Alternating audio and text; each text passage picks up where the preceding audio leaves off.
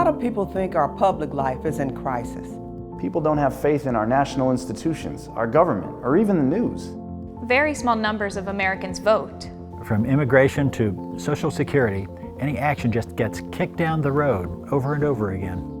Partisan divides are so bad we can't even talk to one another without being bitter or defensive. How should we rebuild confidence in our political system and begin to work together to solve our most urgent problems? Let's take a look at 3 options for getting our political system back on track. Option 1 says we need to reduce dangerous, toxic talk. Option 2 calls for making fair rules for politics and following those rules. And option 3 says we need to take control and make decisions closer to home. So let's take a closer look at the options.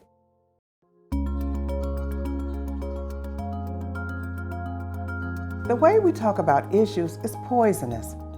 Public figures compete for attention on TV and online, and fringe groups spread their hate and conspiracy theories with no consequences.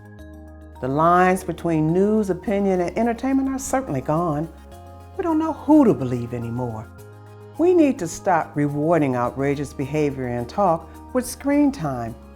Online platforms should ban people who use slurs or threaten physical violence, and TV networks need to go back to giving equal time to opposing views.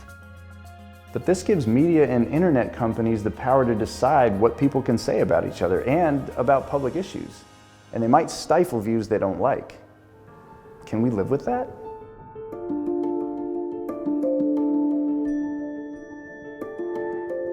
We need to make the system fair. The flood of money into campaigns and lobbying gives too much power to rich people and special interests. We should limit how much money outside groups and individuals can contribute to candidates and PACs, even if that means a constitutional amendment. And elections need to be fair. We should have nonpartisan commissions draw congressional districts based on population patterns, not political parties, and remove barriers like restrictive voter registration requirements and limited polling places. But there might be some drawbacks. Don't ID requirements help protect us from voter fraud? And shouldn't people be able to contribute to the political causes they believe in?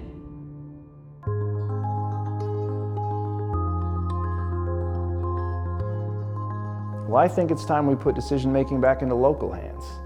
States and communities should be able to set their own standards for things like the environment, energy, and transportation. Local control would also eliminate a lot of federal regulations. And communities should be fully in control of local education so that they can determine what's best for their young people. But this would mean different standards and protections from one state to the next. And we're one country. And poor areas would end up with fewer resources to help people. Could we accept that? Americans don't agree on much right now. But most believe that our political divisions are standing in the way of progress on pressing national issues. By deliberating on different options and considering difficult trade-offs, we might break the gridlock that keeps us from moving forward. So let's start talking.